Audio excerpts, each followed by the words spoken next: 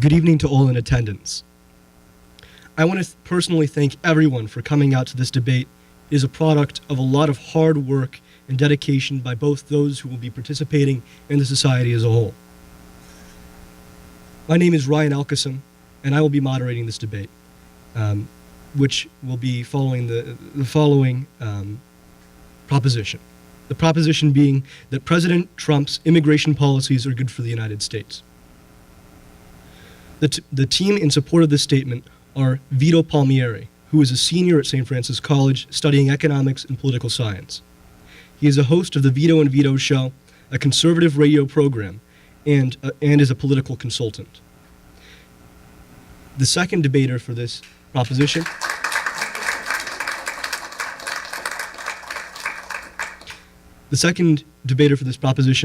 is Frank Filocomo, a political science major at St. Francis College and a member of the Pre-Law Society and a political activist.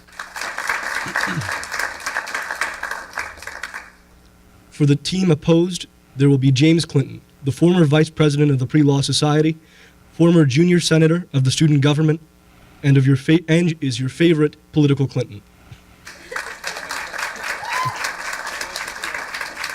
I see you put that in there. And last but not least, we have Stefano Forte, who is serving as his second term as Interior Secretary of the Pre-Law Society, is a former sophomore senator of the student government, and is... Good. And there he is. I got hung up there.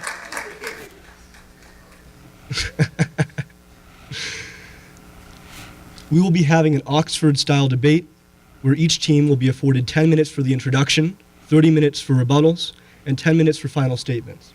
There will also be 10 minutes for questions and answers at the end of the debate. I encourage the audience to applaud when they are in agreement with anything stated tonight, and, out of respect for both teams, to remain cordial when in opposition to it.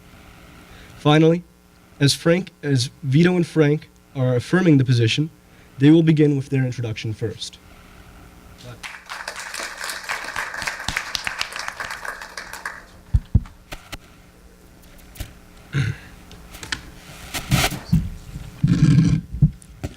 First off, I'd like to thank St. Francis College for having this debate. This is really big for the Pre-Law Society. We're the largest society in St. Francis, so I also think it's very important we have this dialogue, as contentious as it is.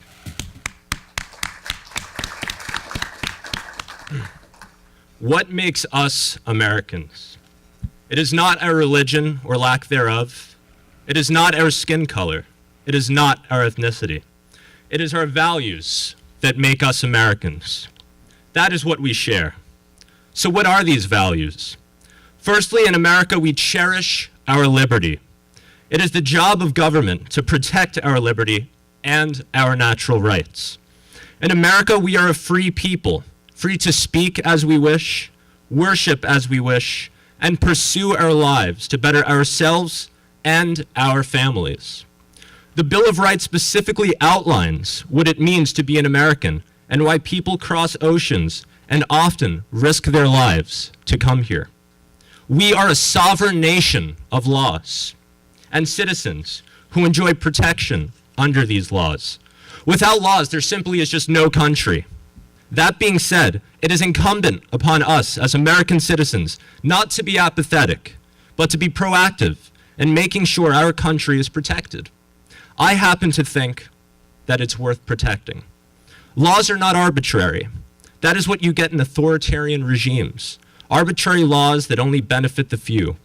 I cannot choose not to pay my taxes. I cannot choose willfully to hurt someone. I cannot choose to take someone else's property. And I cannot choose to allow someone to break federal law and come into this country illegally. We cannot have a free-for-all when it comes to the law. We must enforce it to the absolute best of our ability. There is a profoundly erroneous misconception about conservatives, that we hate all immigrants. This simply is not the case. I am the son of an immigrant. My father came here from Italy when he was just 5 years old on a ship called the Leonardo da Vinci. It was by no means an easy process and took years to complete. We cannot allow unregulated, unfettered, and unvetted immigration into our country. Why not, you may ask? Perhaps you should look at it this way. How many of you lock your doors at night? How many of you are careful who you allow into your home during the day? Why? Because you want to keep you and your family safe.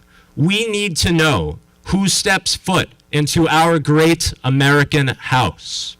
Again, we do not dislike immigrants. That is a lie. Immigrants have undoubtedly made major contributions to our society. It is important, however, that we discern legal immigrants from illegals. I, as a proud American citizen, can say with great confidence that we are in more than competent hands under the Trump administration. President Trump understands that we are indeed a nation of laws and that we cannot allow the continuation of illegal immigration and lack of border enforcement. Today in this country, we have an estimate of about 11 million illegal aliens residing in our communities, and they are by no means making us better or safer. Quite the contrary, actually. According to the Center of Immigration Studies, in Los Angeles, 95% of all outstanding warrants for homicides target illegal aliens. How does this make us safer? According to the U.S. Sentencing Commission, 44.2% of those convicted of federal crimes were illegal aliens. How does this make us safer? A report from the Crime Prevention Research Center found that in Arizona, which happens to be a border state, illegals between 18 and 35 are less than 3% of the population, but make up about 8% of its prison population. In fact, according to Arizona Department of Corrections data, spanning from 1985 to 2017, illegals 18 through 35 are 250% more likely to commit crimes than U.S. citizens. How does this make us safer? I can tell you with great confidence, it does not. These issues are all drastically exacerbated by sanctuary city policies. So what are these sanctuary cities that we hear about in the news? Sanctuary cities, in a nutshell, are cities that do not cooperate with federal law, therefore protecting illegal immigrants from deportation. California is grappling with this issue right now. Liberal cities like San Francisco and Los Angeles prefer so-called sanctuary status, whereas other cities like San Diego are saying, let's wait a minute. Why are we releasing criminals into our society to commit further crimes? Kate Steinle is a case in point. Kate was a beautiful young woman with a bright future who was fatally shot walking along the boardwalk with her father. The shooter was an illegal immigrant, deported 5 separate times. Kate died in the arms of her father. Kate was a real dreamer who was let down by lawmakers who seemed to care more about illegal criminals than law-abiding citizens. This was a crime that did not need to happen. Cities or states that adopt sanctuary status will become magnets for criminality and subsequent lawlessness. Right here in New York City, we have, according to Pew Research, one of the largest illegal immigrant populations in the country. However, because of our new sanctuary city status and very lenient immigration laws, we also have amongst the fewest ICE arrests. This is a problem that endangers all of us and one that we could not allow to continue. Illegal immigrants also take advantage of our welfare system. According to a Center for Immigration Studies report, 61% of illegal immigrants take advantage of some form of welfare in the United States, while only 30% of native-born American citizens take advantage of the same benefits. Although it is true that some illegals pay taxes, illegal immigrants, on the same hand, utilize government benefits, public goods, and other services. The welfare consumed by illegals includes cash assistance, food programs, Medicaid, and housing. The Federation for American Immigration Reform's report titled The Fiscal Burden of Illegal Immigration, found that illegal immigrants cost the country $46 billion a year in federal government services.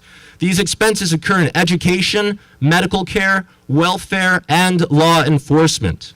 And state and local disbursements, illegals cost $88 billion in the same categories. Altogether, illegals and their children cost the United States $134 billion a year between state, local, and federal expenditures. Illegals also pay federal, state, and local taxes totaling $19 billion in the form of payroll, income, and excise taxes, amongst others. Altogether, illegals pay a total of $19 billion in taxes. However, the United States spends a total of $134 billion in benefits, law enforcement, and public goods for a total net loss of $116 billion a year. President Trump and his administration have proposed a number of comprehensive steps that we can take to end the illegal immigration issue. First off, the president has proposed the rescindment of chain migration. Chain migration allows green card holders to bring spouses and unmarried children into the country. Furthermore, U.S. citizens can bring parents, married children, and siblings. Immigration should be based on skills and merit, not relation to family. We do not want a country of dependents, but rather one of skillful, productive peoples. The president has been a fervent supporter of the RAISE Act, a bill created by Republican Senators Tom Cotton and David Perdue. The RAISE Act, if passed, would prevent the migration of low-skilled immigrants into our great country. It would make sure that only the best and brightest can come here. We, like I've said, are an exceptional country. Therefore, we want only the best of the best and absolutely nothing less. This bill would also end the totally nonsensical and ultimately very dangerous visa lottery program. The visa lottery program has been in effect since 1995. Its goal is to, quote unquote, diversify the United States. This is not based on merit. This is a total arbitrary pathway to American citizenship. Lastly, in the last minute I have, we need to build that wall. Despite what you may hear on CNN or read in the New York Times, walls absolutely work. Israel, for example, resurrected a wall along their southern border in 2013 to stop the flow of illegal immigrants from the African continent. According to statistics published by Israel's Ministry of the Interior, 17,000 African immigrants entered the state illegally in 2011. However, in 2013, after the completion of the wall, the number fell to a mere 43. In conclusion, to wrap up, we are a country of laws. However, I, as an American citizen, fear that we soon cease to be. We have always welcomed immigrants like my father, who did it the right way. They're the ones who built this country. Thank you.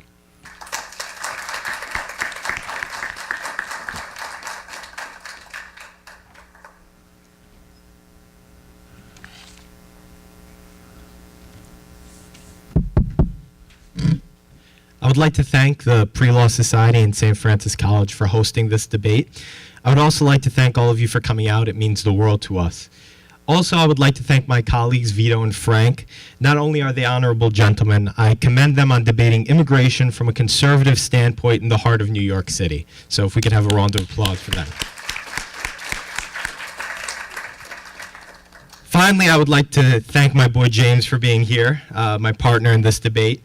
You're a great debater and an even better friend. This debate is hopefully the start of a long-standing tradition of debate, respect for free speech, and differing viewpoints in the Pre-Law Society. With all those formalities aside, let's begin to deconstruct some arguments, shall we? The proposition of this debate is Trump's immigration policies are good for America. James and I tonight will hopefully disprove this proposition. To my dearest Vito and Frank, we'll inevitably try to make this debate about crime and abuse of the social safety net and fear of the immigrant. They will say we are pro-open borders, pro-blanket amnesty, and perhaps even un-American. Let me tell you what this proposition is really about, folks. This is a flagrant attack on this country's values, its character, and its founding principles. And folks, it's an attack on the American promise. What is the American promise, ladies and gentlemen? It's the promise that no matter the color of your skin, the God you pray to, or the person you love, you can make it in America. In the words of President Reagan, America represents something universal in the human spirit. I received a letter not long ago from a man who said you can go to Japan to live, but you can't become Japanese. You can go to France to live, but you can't become a Frenchman. You can go to live in Turkey or Germany, but you can't become a German or a Turk. But then he added, anyone from any corner of the world can come to America to live and become an American. Folks, what's more American than that? No matter where you come from, you can partake in the American dream, that you can too make something of yourself. Folks, the Trump administration's policies when it comes to immigration are bad for America. Trump's lack of stable policy has led to flip-flopping and a complete lack of leadership. We will start with Trump's most ineffective means of protecting our border, the big, expensive wall that will cost America $25 billion. The figure of $25 billion came from the Department of Homeland Security, and the kicker is this doesn't include maintenance. This is the first example of Trump's lack of stable policy because, folks, he claimed the wall would be free. He told us it would be a huge wall on the southern border that Mexico would pay for. Now the American taxpayer will have to pay this administration's weak policy decisions. This wall does absolutely nothing in terms of stopping undocumented immigrants from entering the country. Over 50% of all undocumented immigrants get into the country through planes and overstay their visas. Now, Frank and Vito may say, what about the drugs being smuggled over the border? Well, this wall is still ineffective because there are tunnels leading from Mexico to the United States, meaning the wall would be useless. The Trump administration's outdated and expensive wall might as well have a moat filled with crocodiles because it's a medieval idea. This wall was supposed to be free, according to our president, but instead we are left with a hefty $25 billion price tag, and another reason to believe that the Trump administration's policies are terrible for America, folks. Up next on the long list of this administration's blunders on immigration is the diversity lottery. Trump claims in the past that the lottery hands out visas willy-nilly. His exact quote is as follows: "It randomly hands out green cards without any regard for skill, merit, or the safety of our people." This quote shows once again the shaky relationship the president has with the facts when making policy decisions. Folks, when it comes to the visa lottery, you must have at least a high school education that's on par with American standards, or a minimum of 2 years experience within the past 5 years in a job that requires 2 years of training. This lottery is not handed out with a complete disregard of merit. They are also heavily vetted by the government to make sure they aren't dangerous or a criminal. This lottery helps in making sure that immigration is diverse. What is concerning about the president's comments is that he is either uninformed about the requirements or he is simply lying about them.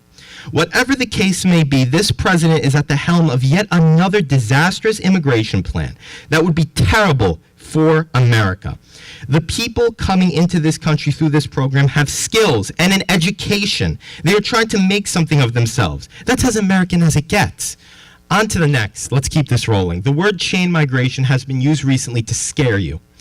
Chain migration used to be called family reunification. It is yet another scare tactic used by the Trump administration, claiming that if one immigrant comes into the country, he or she can bring his entire family.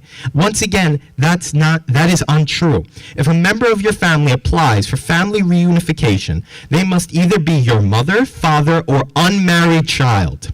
Grandparents, in-laws, aunts, uncles, and cousins can't come. Keeping families unified creates a stable and healthy environment to propagate success within immigrant communities. Getting rid of this program would not only be bad for America, but horrible for the immigrant community. The most shocking on this list is nullifying legal immigration. This is a clear attack on American values. Trump would opt for a more merit-based system based on points to enter the country. Folks, we are not a nation who turns away those willing to learn, those who are willing to change their social status. The Statue of Liberty reads, "Give me your tired, your poor, your huddled masses yearning to be free. The wretched refuse of your teeming shores. Send those, the homeless tempest tossed to me. I lift my lamp beside the golden door." It does not say bring me your most qualified, English-speaking, wealthy, clean masses yearning to be free. Immigration is our lifeblood. Every one of us is a descendant of an immigrant here because they had a dream to walk through the golden door, to become Americans. The Trump administration's policies on nullifying legal immigration are completely unpatriotic and bad for this country. Now let's move on to Trump's inconsistent policies on DACA. This is a no-brainer to at least James and I. 80% of the American public, James and I, and 80% of the American public, DACA is a program to help those who have come into this country as children through no fault of their own. To qualify, you must have come to the United States before your 16th birthday. There are 800,000 people that have DACA status. They don't know their homeland. They may not even know the language. These people should not have to pay for what their parents did. Candidate Trump claimed he was going to immediately terminate DACA on the trail. Then, when elected, softens, saying he would love to see a deal for the Dreamers. Then Jeff Sessions rescinds DACA on September 5th. Then on January 9th, a judge orders to reopen DACA. Senator Schumer offers Trump DACA for the wall. Trump accepts. Breitbart prints their Amnesty Dawn headline. Trump then gets cold feet and says he won't make a deal. The man who wrote The Art of the Deal sure can't seem to make one. But jokes aside, do you see a pattern here? A pattern of inconsistent policy that's playing politics with people's lives. Let's look at some more statistics. 91% of DACA recipients are employed. There are 20,000 DACA teachers, 100,000 DACA servicemen and women. I'm not sure if this matters, but 80% of them have driver's licenses and half of them are organ donors. Just saying. 72% have gone on to higher education. These people are here to be productive members of the community. These men and women want to be Americans. They have shown their strength and resolve in the face of a complete lack of solid policy. The Trump administration once again has shown its policies on immigration are inconsistent and bad for America. This is a quote from our beloved attorney, Jeff Sessions. According to a recent study from the University of California, Riverside, sanctuary cities with these policies have more violent crime on average than those who don't. I checked out this study on sanctuary cities. That same study concludes they do not have an effect on crime either way. Crime rates within sanctuary cities have not rose. The Trump administration wants you good folks to believe that sanctuary cities and immigrants in general breed crime. This is a complete factual inaccuracy. States with higher immigrations actually have lower crime rates than those who don't. Cato Institute actually found that in Texas, native-born Texans commit more crimes than undocumented immigrants in that state. Folks, it's common sense. Something the Trump administration is lacking in. The fact is that undocumented immigrants are less likely to commit crimes for fear of being deported. The Trump administration once again is misrepresenting the facts to fit his disastrous policy. The Trump administration has created ineffective policies that have no basis in truth or fact whatsoever. Trump is claiming that our immigrants are mooching off of our welfare system, when once again, you must be a citizen to have welfare. Undocumented immigrants also pay taxes other than income, generating $19 billion. Folks, these people coming to this country are hungry to be Americans, hungry to partake in our great American experiment. Ladies and gentlemen, the Trump administration's policies are bad for America, and that is why you should vote against the proposition. We need to protect our immigrants from these astoundingly unthought out policies. God bless our immigrants, God bless our American dream, and God bless America.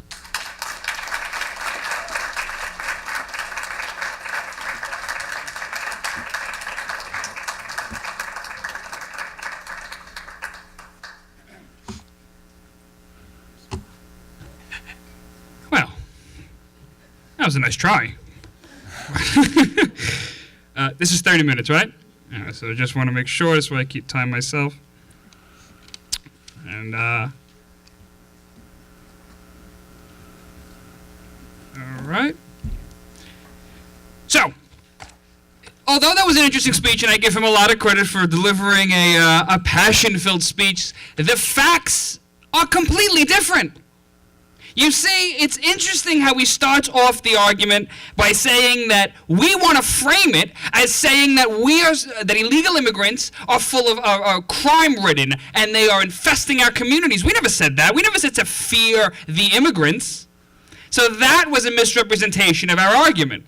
Number one. Number two, we talk about this notion of you cannot become Japanese, you cannot become something else, but you can become American. And you certainly can become American. In fact, that's what we're trying to defend, is how to become an American the legal way. Otherwise, what's stopping us from going to Saudi Arabia and collecting random groups of people and making them American as well? We tried that in Iraq and Afghanistan. We tried to show them the American way of life, and we kind of failed, if you have not seen the horrors over there. So now let's get down to the actual meat of their argument. They talk about the wall. They talk about the wall costing $25 billion a year to build in total. Excuse me. Yes, we agree that the wall is going to cost $25 billion a year. You know how many benefits, how much illegal immigrants take in Medicaid per year? Illegal immigrants and their children? Upwards of $30 billion a year. So if we were to actually crack down on stopping welfare access to illegal immigrants, we could actually build the border wall with all the savings we're going to get. So I find it really interesting that this is the argument that you make. U.S. citizens we want to protect the border. This notion that Mexico will pay for the wall is certainly something that I supported and Frank supported himself. I think tons of Americans who voted for Donald Trump support that proposition, absolutely. And there are ways you could do it. You could block remittances to Mexico. You could hold NAFTA. You could certainly do something to get Mexico to pay for the wall. But guess what? Trump supporters don't care. Ann Coulter says she's the biggest supporter of the President of the United States. Take her as a barometer to tell you just what exactly Trump's base is feeling, and she says she doesn't care how the wall is built. Matter of fact, she only wants the wall built regardless of anything because she knows that building a wall is going to stop 40% of illegal immigrants who pour across our border in caravans seeking to destroy our way of life. So the facts speak for themselves in these instances. It's also interesting that you bring up the notion of how Mexico's going to pay for the wall, and how could we stop that, and how, they're pouring across the border. But you see, it's interesting because the Mexicans haven't done anything to stop the flow of illegal immigrants into the United States. The Mexicans haven't done it. The Mexican authorities are letting caravans through from El Salvador and other Latin American nations, bringing their poorest of the poor, who are going to compete with our poorest of the poor. So for self-identified Democrats and a socialist, I find it remarkable that you want to flood the labor market with tons of poor people competing with other poor people. They're not going to compete with the college-educated. Oh, no, they won't compete with the Jimmy Kimmels. They won't compete with the Barack Obamas. They won't compete with the highly educated. No, they're going to compete with the people who are struggling to get by, the people that the American worker, Donald Trump, is fighting for, the people that we're defending here today. When we also bring up the diversity lottery, didn't the Manhattan truck driver who ran people over in Manhattan outside Stuyvesant High School on the West Side Highway, was he not an immigrant who came in through the diversity lottery visa? Isn't that interesting? He was. He was. Okay. You told me that they vet these people. Yes. They vet the greatest of the greatest. They're bringing in the best of the best. We should look at this country's immigration policies like we're bringing in, like we're a baseball team. We should bring in the best of the best. We should be the Yankees of the world. We should go out and get the greatest immigrants, those that can help us in our economy, not those who are going to fight the lowest of the income ladder. In regards to chain migration, you make a compelling point when you talk about how chain migration isn't a real thing, or that it's only limited to a very small set of people. However, from 2005 to 2015, more than 70% of immigrants came to the United States through chain migration.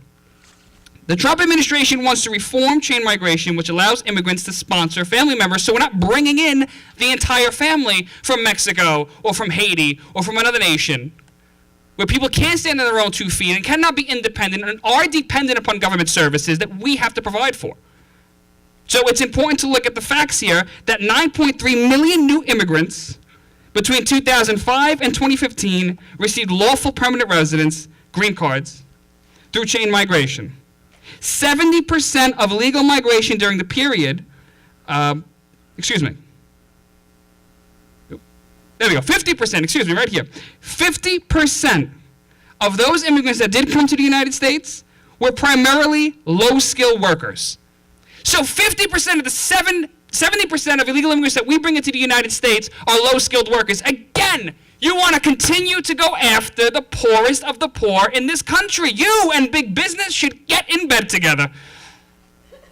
Because it's interesting to look at the facts when you see them. Who is interested in helping the low-income American in the United States make ends meet?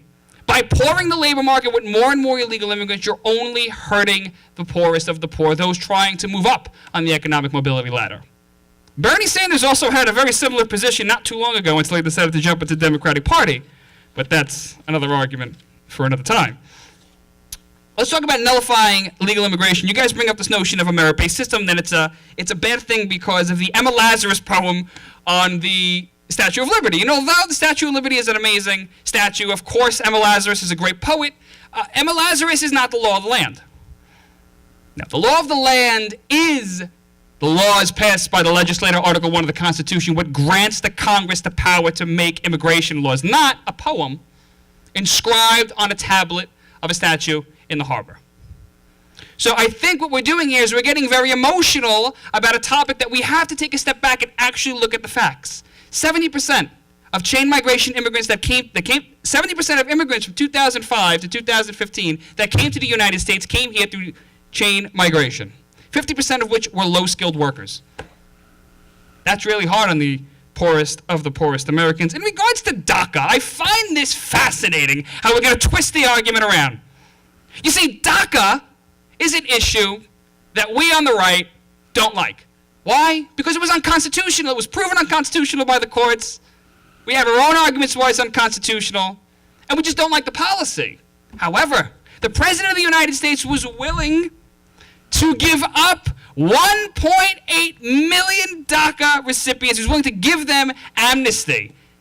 And it infuriating his own base, infuriating myself, certainly Frank, but we were willing to accept the compromise. Now, I think one of you, Stefano, you made an argument earlier saying that you kind of put this very weird timeline together. I found it fascinating because you said that when Trump got together with Schumer, they made a deal. It was this amazing deal. And then Breitbart ran a title called Amnesty Don, which, by the way, I have bookmarked in my search history because I didn't want him to flop on that promise. However, Chuck Schumer, Nancy Pelosi, and Donald Trump never had a deal for the wall. Matter of fact, if we take a look at the rest of the Trump administration, Nancy Pelosi and the Democrats, along with Chuck Schumer and the Democrats, never voted with Trump on any of his major policy issues. So if we're talking about immigration, no Democrat wants to come to the table. If we're talking about taxes, no Democrat voted with the Republicans in the tax bill. So I find it fascinating that we're going to contrive a whole different storyline.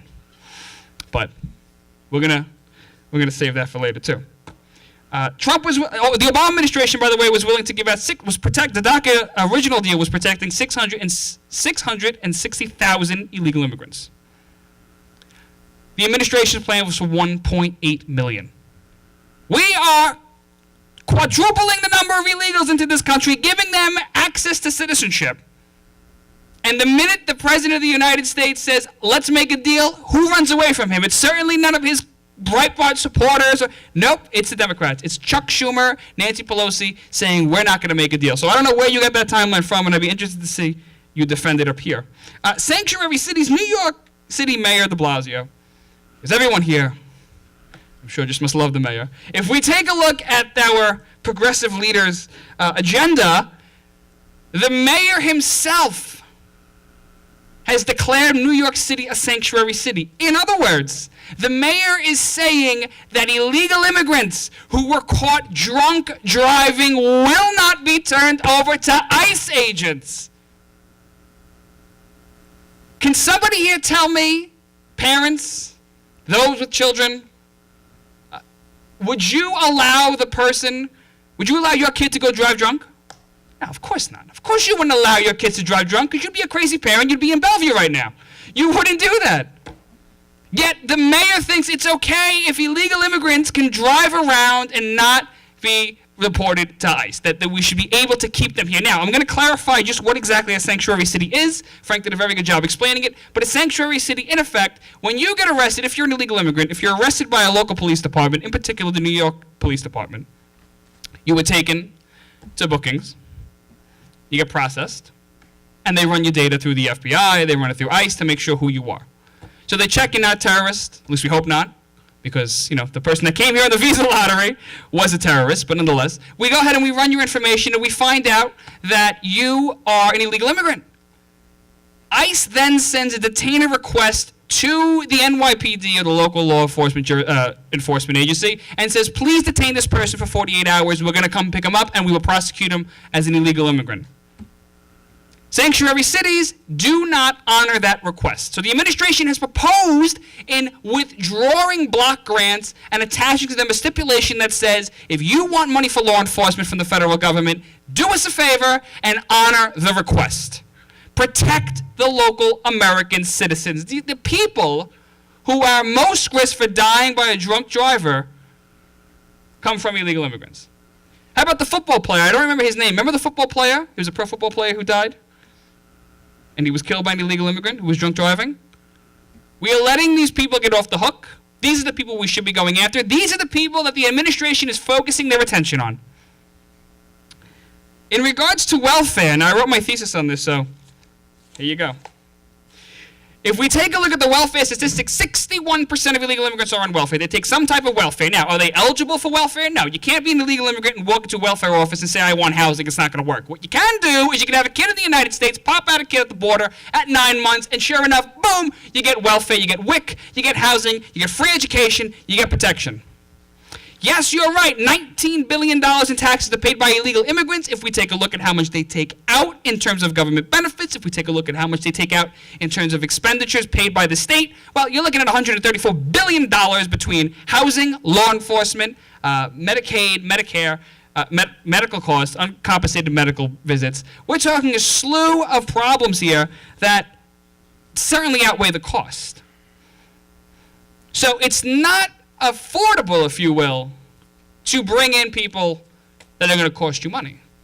It's interesting. We have homeless veterans here in the United States. There's a man right here by Starbucks. He's a homeless veteran. I speak to him every day. Fought in the Vietnam War, and I speak to him and I say, what services are there for you to go and get help? He says, there is none. There's no services. We got teachers. The gentleman right here was a former teacher, public school teacher. And he'll tell you about the horrors that the New York City public school system has incurred on him under the Bloomberg administration.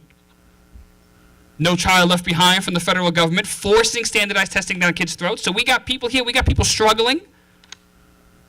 We got veterans that are out on the street who are homeless. We have people in the United States who need help. We have people who are being replaced by machines for jobs, yet we're going to funnel in millions of people who are low-skill, low-wage workers to compete with our low-wage, low-skill workers. So if we're going to look at who's protecting the American worker, who's trying to give the opportunity to succeed to the American citizen, it certainly isn't this position.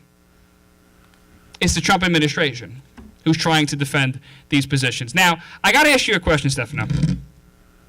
Because you opened this notion by saying that the administration is seeking to destroy the American dream. That they want to just destroy the values of America. But I think Frank outlined the values of America very well, the values of liberty. So where is he wrong? And how is the administration trying to destroy these values? Well, Frank can define it whatever he likes to define it, but I feel like our side has a stronger definition. And I believe that this administration is destroying the American dream because immigrants are fearful to come into this country now because of... it's interesting. There are no immigrants who are fearful to come into the United States. Exactly. Let's take a look at illegal immigrants.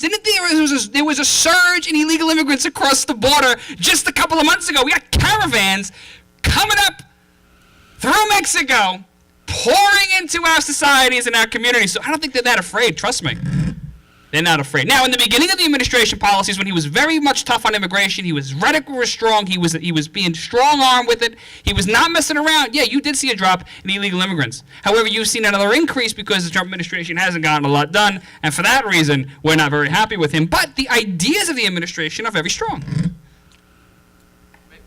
Yeah, you can go ahead, James. Hello.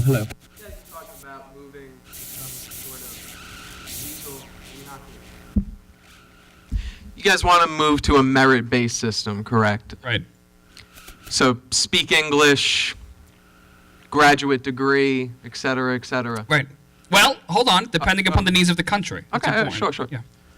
How many of us right here would be in this country if we had that system today? Right? My grandfather came to the United States from Italy, couldn't speak a lick of English, didn't have an education, didn't have jack.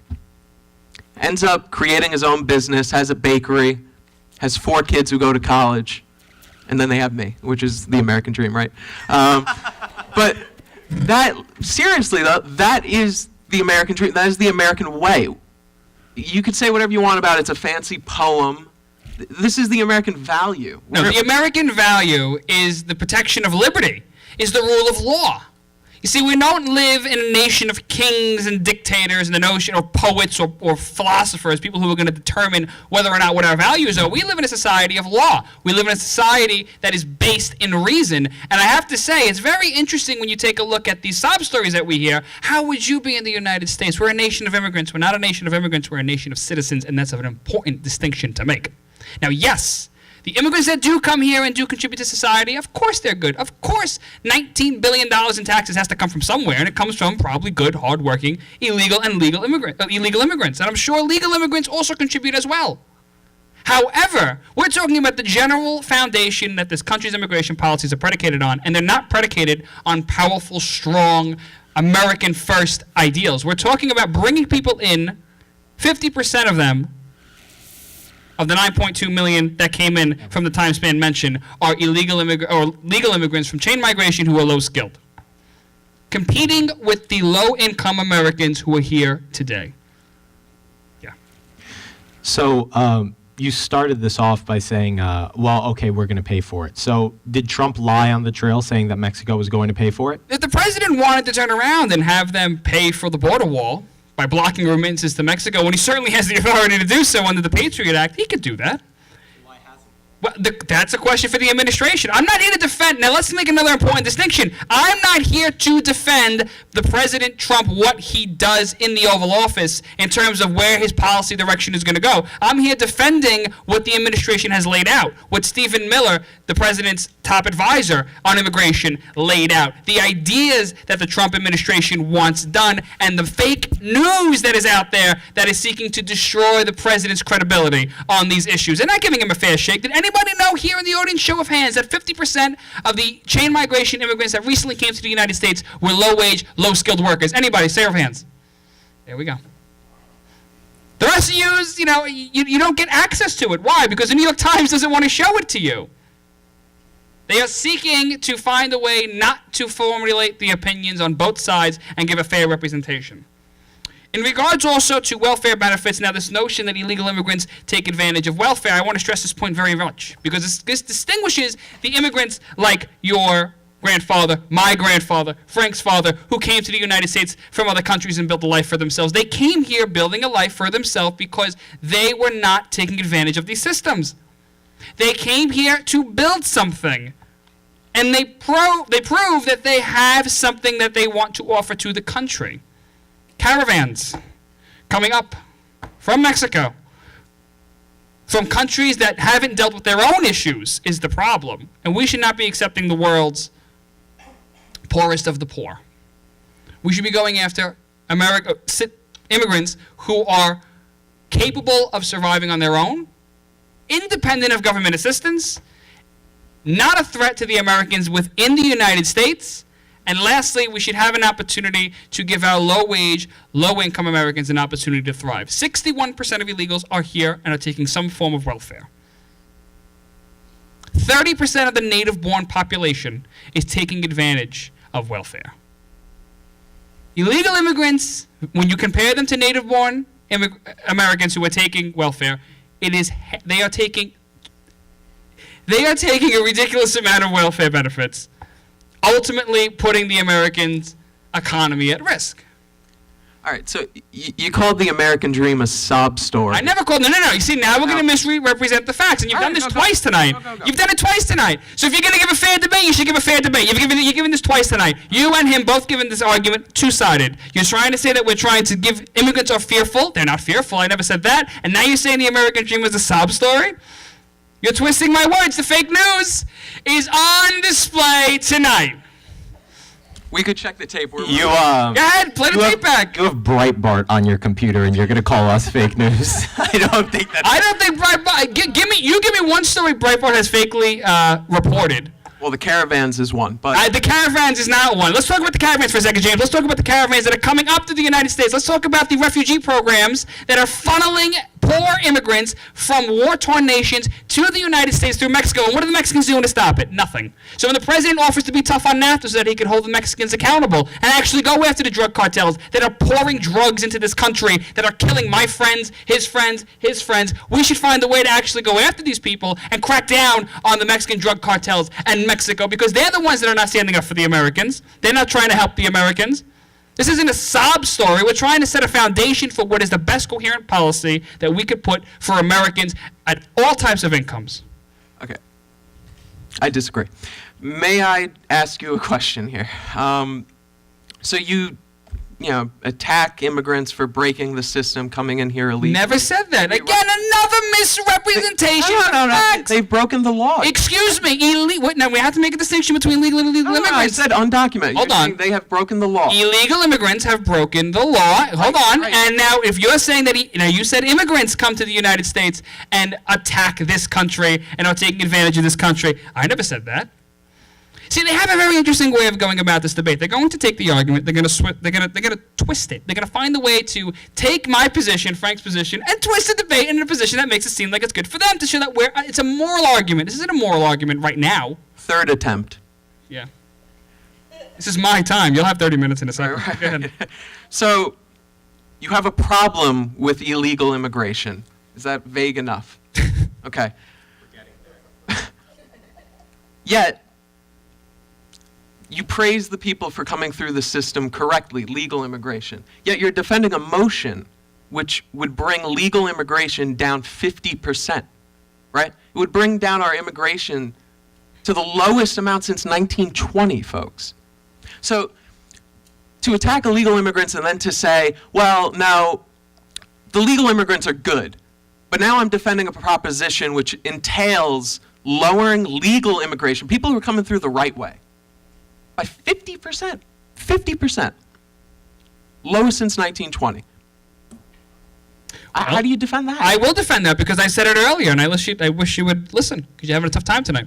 So if we take a look, 50% reduction in legal immigration. Why? Because we have American citizens here in the United States, like the gentleman at the Starbucks outside who's homeless, who needs help. He can use a job right now. That gentleman can use a job. We have homeless people riding the New York City subways who are looking for work, who are looking for treatment, who are looking for a life for themselves. We have people here, recent college graduates, I'm going to be one of them, walking out of these doors. You think I want to compete against someone with an H-2B visa from India who comes here and is now doing a job that I could have taken? Yeah, we're talking about a reduction in legal immigration, and those that do get here are the people that should be able to come here are based on merit, not based on diversity, which, for all intents and purposes, in its own value is not a strength. Just because I'm white, brown, blue, and black doesn't make us stronger, it just makes us a Crayola box. So it's important to distinguish those two. It's also important to distinguish that, yes, the reduction in legal immigration and the complete eradication of illegal immigration only helps the American citizens here. Why? Because 50% of legal immigrants who came to the United States came here with a low, or here competing with low-wage, low-income voters in the United States. We should be able to protect those workers. We could stop the influx of legal immigration, which destroy communities, put unions out of business, hurt the union worker, based on the surge of low prices that dampen the market. We can defend the American dream. We have people in America who are seeking help and who want to defend this country and want to prosper in this country. We have American citizens that want to benefit in the United States. They should be first. We can control the immigrants that come into the United States. We can control the labor force. We can help them succeed. We're not going to help them by flooding the market with low-wage, low-skilled labor that is going to directly impact low-income Americans in the United States. With that, I'm going to, can I reserve my time? I can't do that, can I? Probably not. Anyway, I am going to yield my time. If you would like to, answer it, you never talked about the tunnels leading from Mexico to the United States. The Mexicans need to do a much stronger job at enforcing the cartel and their ridiculous behavior.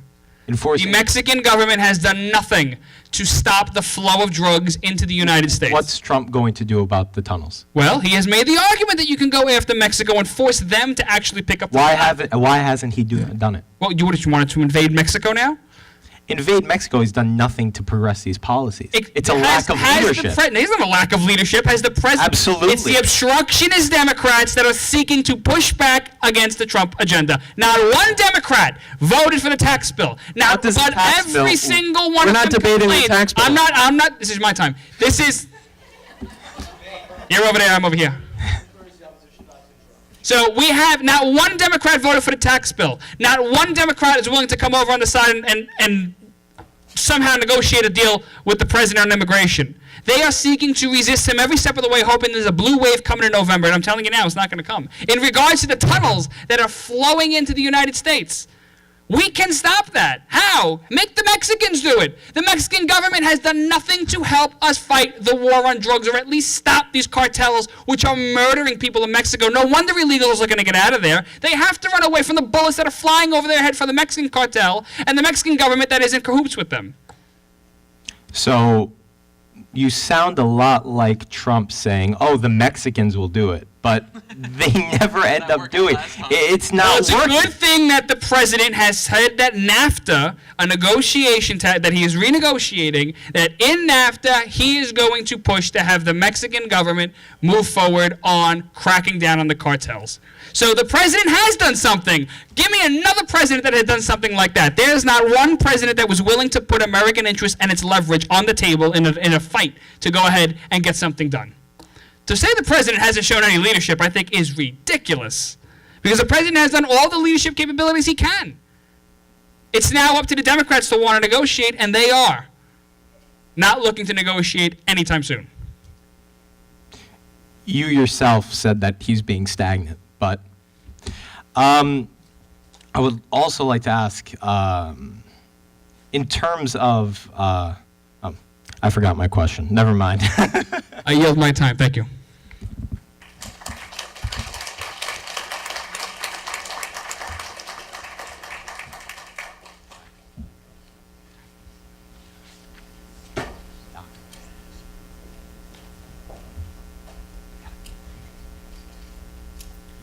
Just going to do the timer thing as well. I don't think I'll keep you here 30 minutes.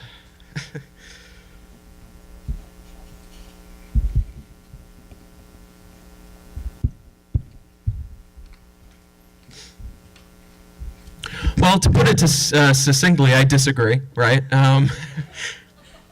Folks, our opponents here are engaging in an argument as invalid and as invalid as it is old, right? This is, of course, the idea that immigration breeds crime, right? Now, Vito has been talking a lot about how immigrants are taking low-skill, poor American workers. We could debate that. Frank's opening statement was pretty clear to me, right? Where there is immigration, there is crime. He said it. He talked about sanctuary cities. He said where immigrants are, crime is higher. That immigration's inextricably linked to crime. We've heard this before. We know this story, right? It wasn't all that long ago that we heard rhetoric like Irish need not apply here, or that Italians are all engaging in crime, right? Or signs that say something like, no rats, no Greeks. That one was from Stefano. He told me that one. Now, this tactic has been weaponized again and again and again for centuries. It's the history of our country. As much as, we're trying to appeal to the better angels of our nature here, right? But to a degree, the story of America is us fighting immigration and then realizing just how great it is for this country. Now, our opponents are failing, and they're falling for the same mistakes made by Americans for generations. Do immigrants, both legal and undocumented, commit crime? Yes. I don't think that's a radical statement to say that immigrants commit crime, right? You bring up the poor woman named after Kate's Law, and I think we could all sympathize with that story. It's terrible. But for us to go after immigrants solely on one death is a tragedy. I understand that. But the link between immigration and crime is not that clear, right? It makes sense both logically and factually that immigrants would commit crime at lower rates than native-born Americans. Why would they screw up the one opportunity they have? Why would they do that? If they're illegal or undocumented, why would they do that when they know they can be deported at any moment? All right, this is hardly surprising, since immigrants come to the United States specifically to pursue economic and educational opportunities that are specifically just not available in their home countries. They're coming here for a better life, right? Immigrants on the whole are not coming here to cause crime. It's ridiculous. Immigrants have little to gain and everything to lose by committing crime. I know this may come as a surprise, but crime in this country, it's near historic lows. I know. We walk around de Blasio City and we may disagree, but the numbers are on our side here. Since the 1990s... What about Chicago? I mean, are we just taking... We'll take questions later. I'll be happy to talk about Chicago with you guys. Since the 1990s, we've seen an unprecedented reduction in crime. In the U.S. as a whole, murder and violent crime has decreased by 50% since the 1990s. 50%. It's fantastic. In fact, if we look at New York, crime is down 20% since 2007. It's only 10 years ago. We live in the safest big city in America, New York City. And surprise, New York has more immigrants than most countries. Most states, I'm sorry. The link between immigration and rampant crime is a scare tactic, folks. California has 10 million legal immigrants and over 2 million undocumented immigrants. Crime is near historic lows in California.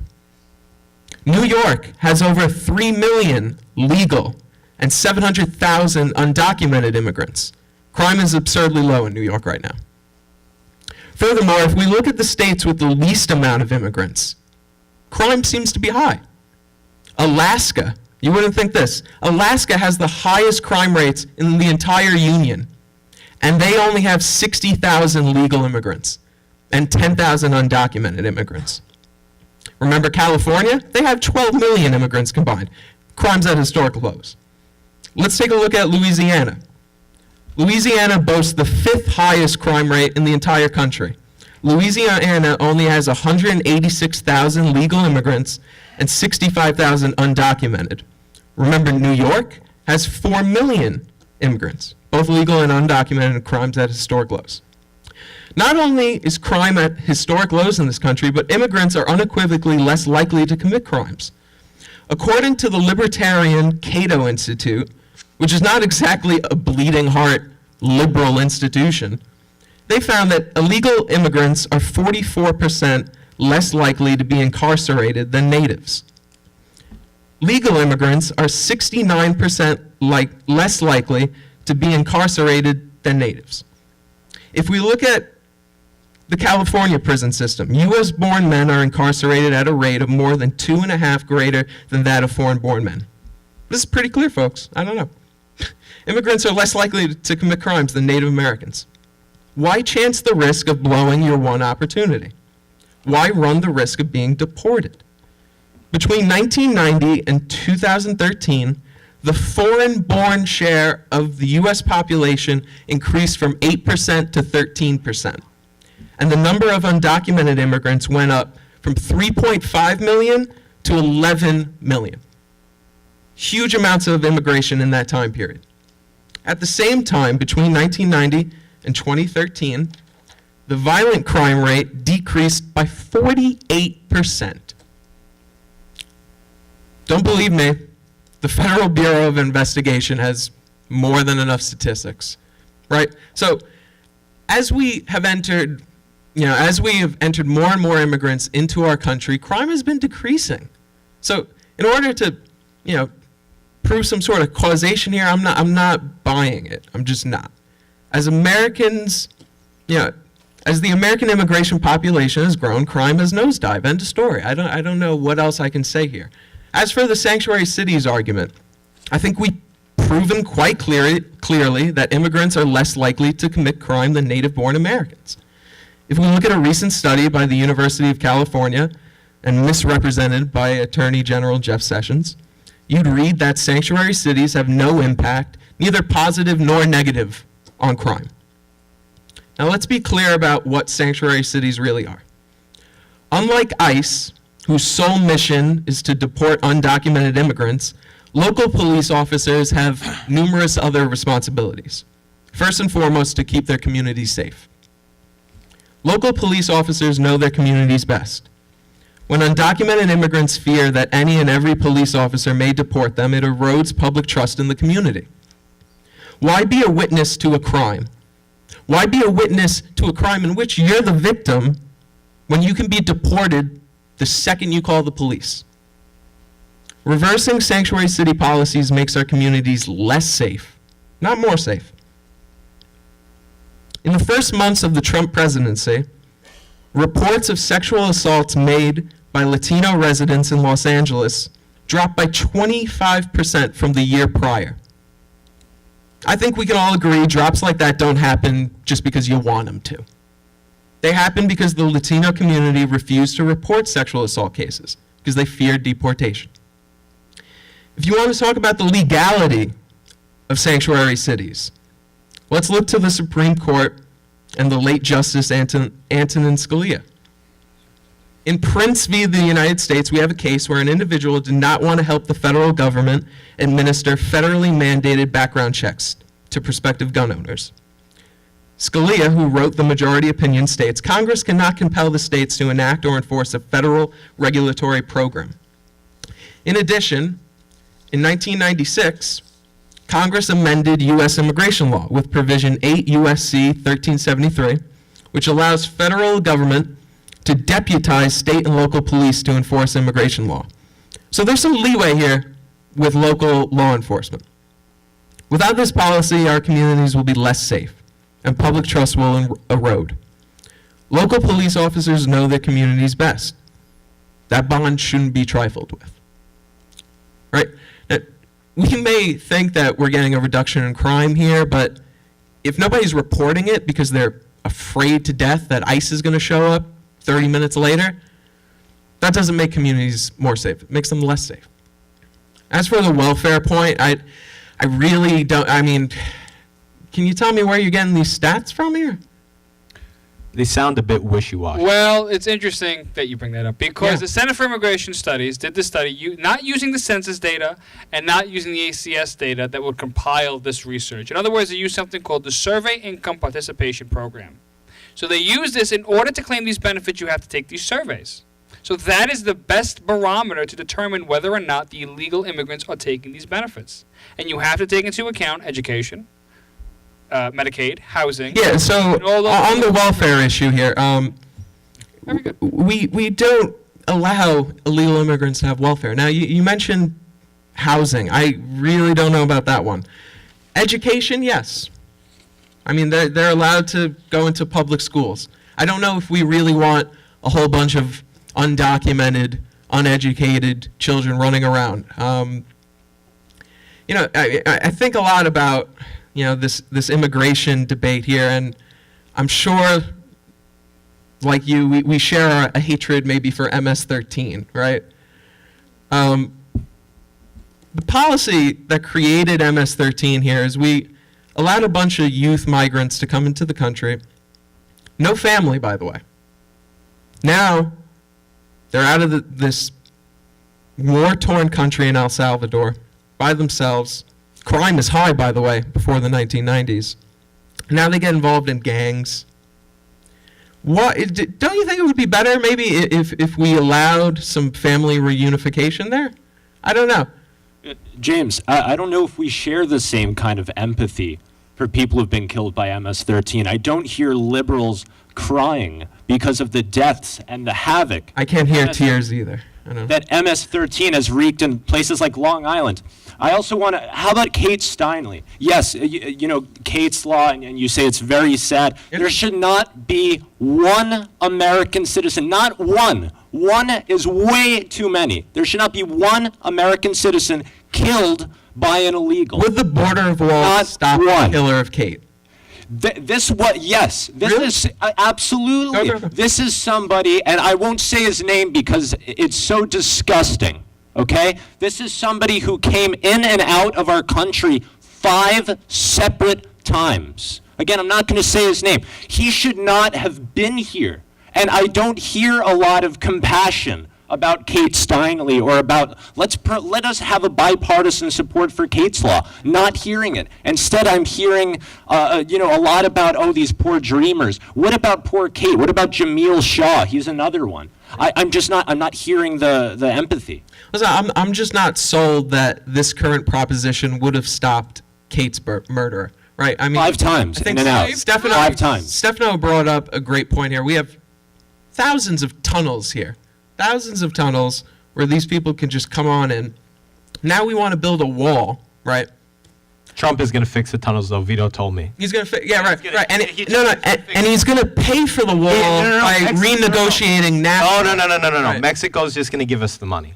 That's what Now, Trump. folks, that's what the American people were told. I know we're in crazy times here now where whatever the president says really doesn't matter and we kind of just move on with our lives here. But for a good portion of a year, you go to a Trump rally, Trump would say, and who's going to pay for the wall? Mexico. And all you would yell Mexico. And it'd be real fun.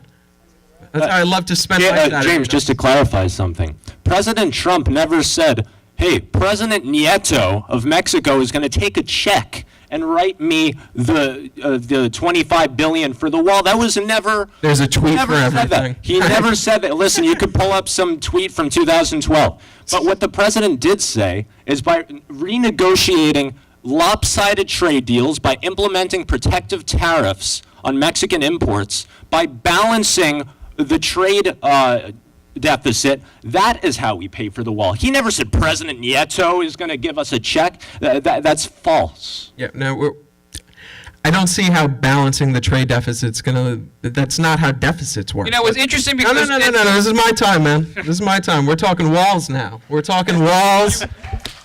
and you obviously don't know nothing about the walls. Talking Go ahead. walls here. Now, thank you. Over 50% of our undocumented immigrant population came from a plane. Do you know that, guys? They come because they get a visa, right? And then they stay over the visa. Over 50%. Now, I'm just thinking to myself, how high does that wall have to be? 33,000 feet? Would that do it? 36,000? I'm not sure. Thank you. The wall is totally ineffective here. I mean, Stefano nailed it when he said this is medieval. Thank you, James. Are we gonna, no, let's have the moat and let's have the alligators, right? I don't know. It's going to have to be a pretty tall wall. And by the way, the more we move the wall height, the more it costs. And Mexico ain't paying for it. The American taxpayer is paying for it. So are you going to put a the reason price why I tag on know American that, the reason citizens? why I know Please let that James finish, please. is because we had ourselves a government shutdown over DACA. Now, Chuck Schumer, crying, lying Chuck Schumer, whatever you want to call him, shows up to the Oval Office and says in his New York Schumery way, hey, Donnie, I got a deal for you. I will give you $25 billion in Congress appropriations if you just give me citizenship for the Dreamers. And by the way, this Dreamer situation is not controversial. 80% to 90% of the American public agrees we should be giving these people citizenship. 75% of Republicans believe that. If we had a Democratic Congress and a Democratic president, this should get done. Hell, Republicans believe in DACA, yet we can't get this done. And I think Stefano, again, nailed it. It's a lack of leadership here. Thank you, James. How many times, I don't know if you guys seen it, but Trump loves TV, reality TV star, has these meetings with Congress, right? And Dianne Feinstein, senator from California, says to Donnie, hey, Don, can we get a clean DACA bill? DACA, no wall, Dreamers legalized. Trump says, yeah, I like that. I'm very sympathetic to the Dreamers. We could get that done. About a couple hours later, you see the White House saying, oh, we did not agree to that. No, we did not agree to that, right? Because the president has no interest in being president. He has interest in tweeting and going on Fox and Friends and talking about witch hunts, right? If we had real presidential leadership, we would have passed DACA months ago. But instead, we have Stephen Miller, who's one of the leading advisors for the Oval Office, who really is just a Santa Monica fascist. And then we have John Kelly, who's the chief of staff. Now, what happens here, it's a very cute cycle here, where Trump agrees to very liberal policies on TV, and then what happens is the Republican establishment tells him, why'd you do that? Why would you go and do that? Because now we have to clean up your mess, right? So, to say that President Trump is for DACA, it's a load of rubbish, it's a load of malarkey. I think we all know that. These people should have been legalized years ago, but instead we have a president who's more interested in, giving drug dealers life sentences, as if that's going to stop drug dealing. I really got to hammer home this wall, though. Can we get back to the wall? If 60% of undocumented immigrants come from a plane, what is a 30-foot wall going to do? Well, what about the 40% who sneak across the border? Right. So we don't. Right. Last time I checked, 60 is bigger than 40. Yes. Okay, great. So that's what we're going to do. So we're just going to go based on whatever the majority is. That's it. So 60% of rapes occur more than 40% of murders. We're not going to prosecute murder anymore. That is your logic. So here's the thing. Now, I think we all agree 60 is bigger than 40. Now, $25 billion for the wall. The wall is going to cost way more than that, by the way. Billions more. Because what happens is, not only do you have to build the wall, I don't know if you guys realize this, but the border from the U.S. and Mexico, it's 2,000 miles. It's not a straight shot as well. You got the Rio Grande in there. You're going to have to pay to buy off people who have land there. You're going to have to pave roads so you could get your supplies for this fantastic wall. This wall is going to cost way more than $25 billion. Trump first said it was going to cost $4 billion. I'll make you a wall for $4 billion. Then he said, I'll make you a wall for $8 billion. And then he said, the people, they say 12, 15. We're at $25 billion now. And that's not even starting it. By the way, it was supposed to be free, whatever. I have a proposition here. Instead of wasting $25 billion on a wall, why don't we spend $25 billion on border security? I don't know. Why don't we give $25 billion so that we can hire more border agents? Why don't we give $25 billion so that we can have drones and more technology-based ways to combat this issue? I don't see how a wall is going to stop this. Not to mention, what type of message does this wall send? To me, it's a total rebuke of the Statue of Liberty. James, if I can. Sure. Yeah. Okay. So I happen to think that the wall would help a lot of border states that are suffering from illegal immigration. I have the numbers. How are they suffering? Well, hang on. You bring up the Cato Institute and say they're by no means, they're libertarian. Liberal. They're libertarian, but they're completely liberal on immigration. I also find it totally fascinating that Democrats are now these fiscal hawks that don't want to spend money. Democrats for fiscal responsibility. You know, Repeal Obamacare. But anyway, listen, the Cato The Institute. wall was supposed to be free. Nobody said that. Cato Institute's not. Nobody said the wall was supposed to be Hang on, free. wait, please. The Cato Institute is a libertarian ideologue think tank that thinks America is just some kind of economic entity without an identity. But let me look at these numbers, though. According to the Arizona Department of Corrections data, from 1985 to 2017, illegals that are 18 to 35 are 250% more likely to commit crime. Where'd you get that from? The Arizona Department of Corrections. That is not the Cato Institute, which is some libertarian think tank that no one takes seriously. So, James, are you going to discount 250%?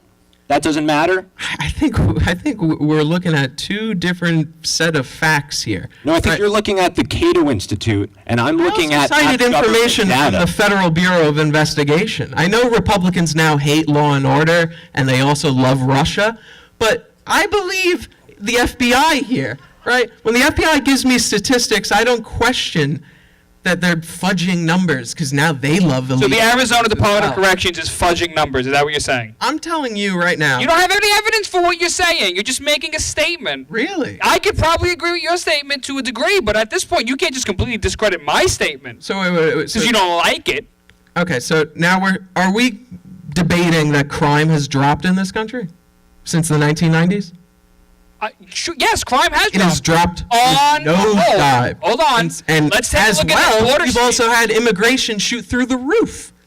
There's no correlation between crime and immigration. It's a total right-wing conspiracy. So we'll dismiss Los Angeles, 95% of homicides target illegal immigrants. We'll dismiss Arizona, another border state, that 250% legals are more likely to commit crimes. We will dismiss that. We will forget Kate Steinle, beautiful young woman. She does not matter. Jamil Shah does not matter. Instead, we will prioritize illegal felons. Right? Am I right? I'm not in favor of felons. It sounds like you are. You are. Felons, What happened to America First? America First has one history behind it, huh? You guys really use that term now, but I'm not going to use that. Let's talk a little bit here about legal immigration. And I tried touching on this with Vito, and I'm still not really getting the gist here. I could understand why a certain portion of the American electorate is totally anti-undocumented immigrant. I understand. They broke the law. We're not going to deport 12 million people. It's not going to happen. It's not feasible. No matter how many ICE agents we have, it's not going to happen. So what we have to do is we have to prioritize, right? Let's get rid of violent felons, not families. That's what I believe, right?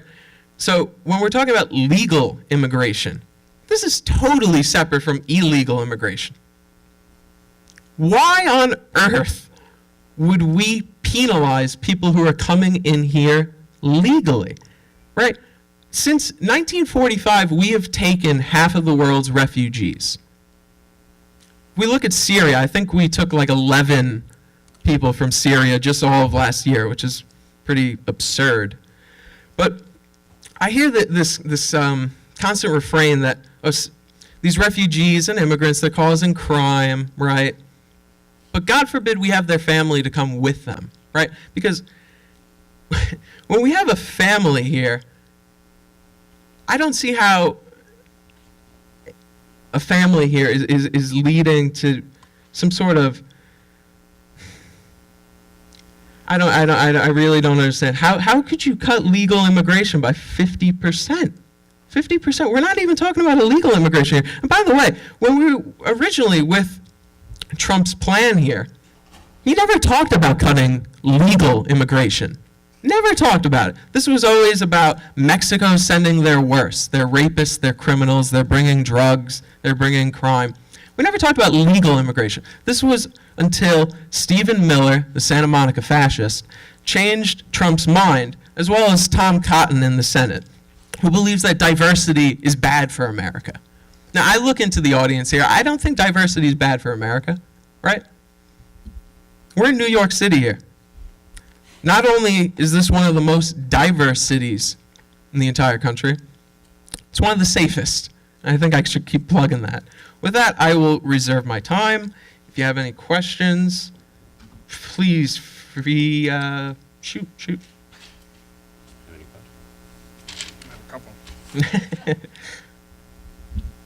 It's interesting that you bring up this notion of border security, that we could better fund the security factor with by paying border security instead of a wall. Right. But the 2006 immigration bill passed, or touted by George W. Bush, John McCain, and the rest of the establishment Republicans, basically said that there would be no wall, there would be electronic surveillance on the border, and that would deter. But the Department of Homeland Security conducted their own independent report, and in 2007 reported that drones or cameras or laser sensors or any of those things that could detect on the border are ineffective. So why does the wall work? Well, Frank alluded to that in our opening statement. If we take a look at Israel, Frank, what was the numbers exactly from Israel?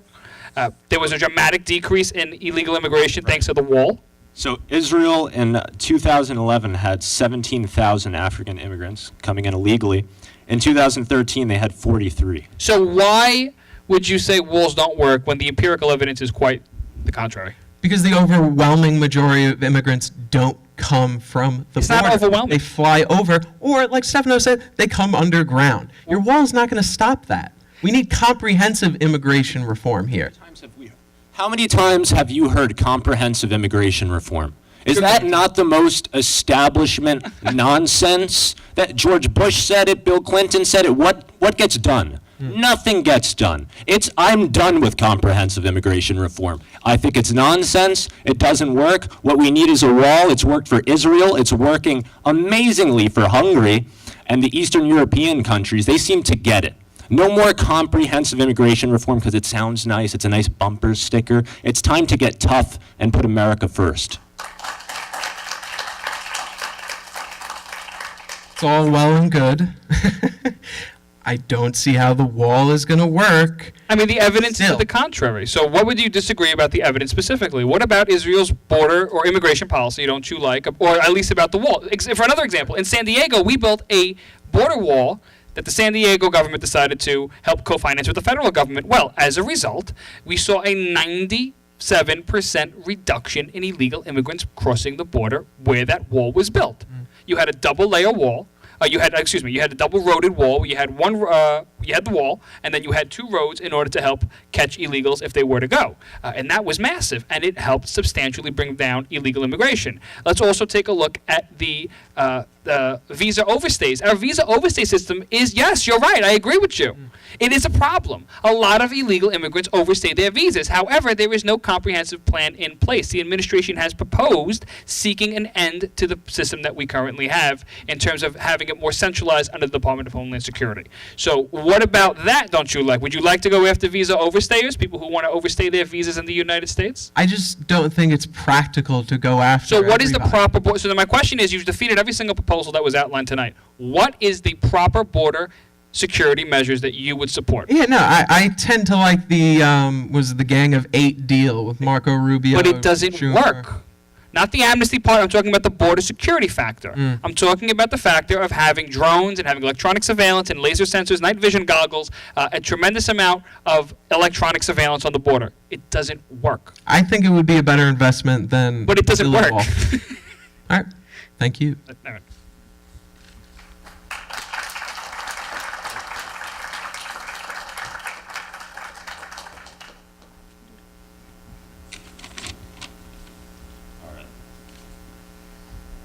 So I'll give a closing statement. I think, hey, Stefano and James have done a great job. This is obviously very contentious, right?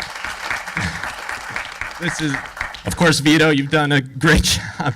This is obviously listen, guys, this is a very contentious argument, right? I think we could all agree this is a very heated time. I remember seeing some statistic that, a fairly significant percentage of relationships have ended because we're at each other's throats. Well, I think what's so great that we're doing here is that we're having dialogue. Okay? Yes, does it get heated? Yeah, I think it's gotten pretty heated, right? Really? But this is important. We're discussing it. There's no wrestling that's happened yet. So it seems very civilized. But Just to sum up Vito and I, and also, half the country's position, yes, we are conservatives, but we do not dislike immigrants. Like I said, I'm the son of an immigrant. My father came here in 1960 from a small town called Roccella Ionica, which is from Calabria, southern Italy. And they came here with nothing, okay? But they came here the right way. So yeah, it took 5 years. Wasn't easy. It took 5 years. But they're here. And my dad went on to go to NYU to become a teacher, and the best teacher I've ever seen. That's the American dream, the legal way. The American dream is not a caravan of 1,000 illegal Hondurans. That's not the American dream. That's not the American dream that I know. And as far as merit-based immigration goes, we give that such a bad name. Does President Abe of Japan not want the best for Japan? Does President Xi of China not want the best for China? Does Bibi Netanyahu not want the best of the best for Israel? I could go on. But we don't call Bibi Netanyahu or Abe or Xi racists. But for some reason, President Trump says, you know what? I support the RAISE Act and want people here based not on some arbitrary because of your color, but based on your ability. We want the best, and somehow that's bigoted and racist. Why? I don't think it is. Why would you want low-skilled laborers here? It boggles my mind. But listen, at the end of the day, what we're arguing here is the rule of law, okay? Vito said it, I think, very nicely. Our law is not dictated by a poem that was tacked on the Statue of Liberty. Our law is dictated by Article 1 of the Constitution and our politicians. And listen, our message is America first. We don't want any more Kate Steinleys who are killed in sanctuary cities of San Francisco. We don't want any more Jamil Shaws. We want a peaceful, prosperous America. And Vito, I believe you'd like to say some closing words too. But thank you all very much.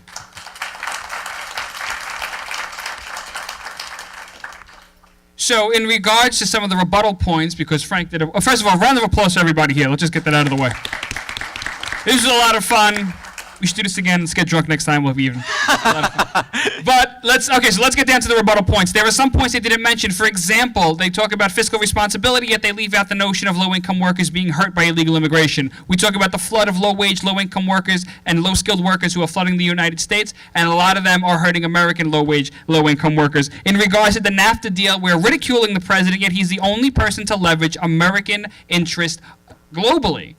With Mexico and with other nations in an attempt to try to get something for America, and that is getting another nation to clean up its mess. And that's something I think that we all wanted for a long time, whether it be Iraq, Afghanistan, Syria currently, and now our immigration problem in Mexico. I also want to bring up that the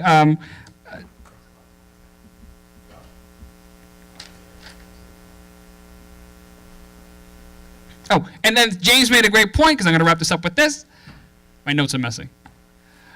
James made a pretty interesting point when he said the president has not shown any leadership because he hasn't gotten comprehensive immigration reform done. But President Barack Obama had 2 years, supermajority in the Senate, majority in the House. Could have done whatever he wanted. He could have also done martial law, took away habeas corpus. He could have done whatever he wanted. And he came pretty close with Obamacare, but that's another argument.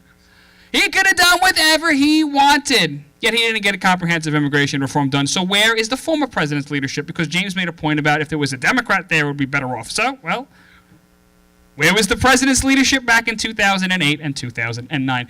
In any event, I leave you at that. Thank you very much, and great job, everybody participating. Thank you. Let's give it up for them one more time. They've been great. I got a lot of clapping in this first paragraph, so prepare to clap.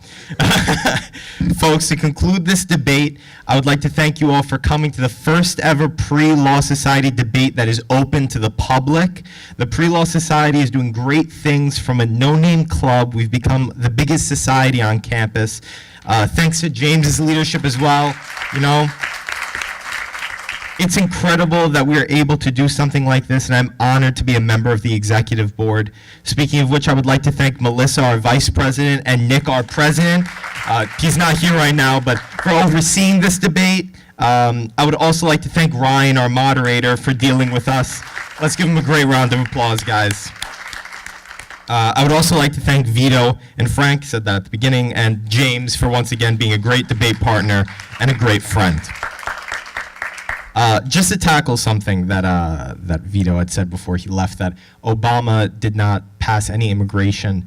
He was dealing with a global financial meltdown, and Trump has the House and the Senate, and he can't seem to pass anything. Lack of leadership. Ladies and gentlemen, I would once again like to repeat the proposition of this debate. Trump's immigration policies are good for America. I believe that James and I have successfully proven that this motion is untrue. Trump's immigration policies are not rooted in any sort of fact or reason, neither is their argument. These policies don't match our American ideals, ladies and gentlemen. Immigration is great for this country between those who come in with visa lottery to the DACA recipients that are ready to work and be Americans. American ideals do not reside in the anti-immigrant policies of this president. Americana and lore is found in every immigrant who pulled themselves up by their bootstraps and made something of themselves in this country. Whether it be Levi Strauss, the creator of Blue Jean, or Albert Einstein, the famous scientist, these are people that show us what America is all about. Trump's immigration policies would rob American society of immigrants ready to help our great nation. Immigration should not be synonymous with crime and become a dirty word. Immigrants should remind us of our great American experiment. It should remind us all of hope and optimism. Trump's policies have misconstrued the facts and their argument to fit a narrative that is bad for America. The facts show time and time again that immigrants are great for this country. Trump's policies on the wall and DACA have shown he is not stable in his decision-making. His views on crime, chain migration, sanctuary cities, and the visa lottery are based in complete lies, disproving the proposition. The proposition have not shown facts that are real to back up the claim that chain migrants, aka family reunification, have been hurting America in any way. I believe that me and James have proven that the family reunification is actually a great program that helps immigrant communities. We have also proven that the diversity lottery helps bring in educated and skilled laborers that are ready to work, not the criminals Trump has been alluding to. Trump's policies when it comes to the wall have been absolutely his glaring failure. We were lied to by this president. He promised us a free, and he did say, a free wall that Mexico would pay for. He claimed it would stop illegal immigration and drugs entering this country. We have proven this to be untrue in every way. Over 50% of undocumented immigrants come through planes. There are tunnels for drug dealers to smuggle their drugs into the country. Not to mention a huge price tag of $25 billion. There are better solutions to protecting our border that are less expensive than this useless wall. He has flip-flopped and misrepresented the facts on a wall policy that is too expensive to lie about. That is bad for America.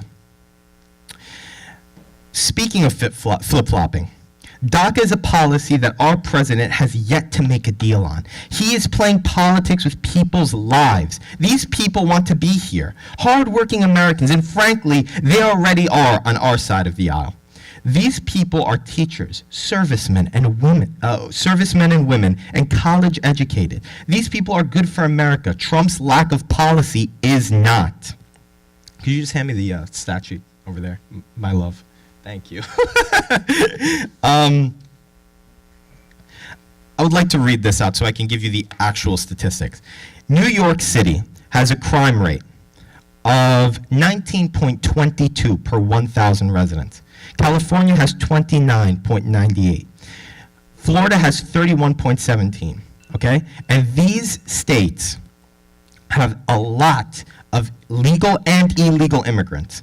In Louisiana, where they have very few illegal immigrants, the crime rate is 38.64. In Alaska, the most dangerous state in our union, that only has 10,000 illegal immigrants, has a crime rate of 41.57. In Alabama, the crime rate is 34.80. This obviously proves that either they are lying and our president is lying, or they are misconstruing the facts. On crime, Trump has misconstrued the facts, cited cities like New York and undocumented immigrants compared to states like Alabama. Immigration does not equal crime, and it most certainly does not equal welfare abuse. To stress this point again, undocumented immigrants cannot apply for welfare. You must be a citizen to do that. Trump's policies do not reflect the fact when it comes to crime and welfare, concluding that they are bad for America. And I also want to say that you said that they were 200% more likely to commit a crime. Out of what? Usually it's out of 100%. Are you telling me that they're somehow cloning themselves and doing crimes twice? Once again, I would like to say in the intro, the scariest thing on this list of terrible policies are the policies on nullifying legal immigration. The American dream was not built on the backs of those who were well off. The American dream was not built by a merit-based system. America was built on the backs of the huddled masses yearning to be free. It was built by those who couldn't survive anywhere else because they weren't given a shot because of their skin color, religion, sexuality, or social status. The American promise is not that no matter what, if you come to work, you can make it. Why should people trying to come to this country legally be turned away? Instead, we should come through on our American promise and give them a shot. The Trump administration is throwing away that promise, and in exchange, we are given terrible policy. And Frank, to call us unempathetic to somebody who dies by the hands of an illegal immigrant is just proving that you are weaponizing a death of a young woman in order to fit your policy. And quite frankly, I find that very disturbing. We are not trying to be unempathetic whatsoever to the death of that young woman. Folks, I believe that me and James have created a very compelling case as to why you should vote against the proposition. Trump's policies have been flip-flopping. He has misconstrued the facts, and he is willing to villainize the great immigrants we have in this country. Vito and Frank also are misconstruing the facts using wishy-washy statistics that make no sense and are completely untrue. Ladies and gentlemen, America is a nation of immigrants. We should not play politics with their lives. We should instead protect our immigrants. Vote against this proposition, folks. Thank you very much.